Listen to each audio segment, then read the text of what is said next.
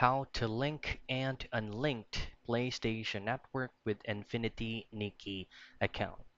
Now this process is very easy and quick.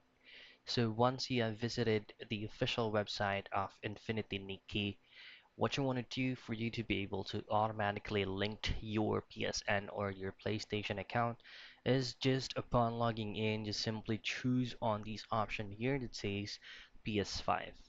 This is now then your login page.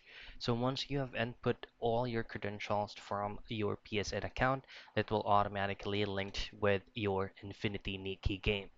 Now, unlinking it is very easy as well.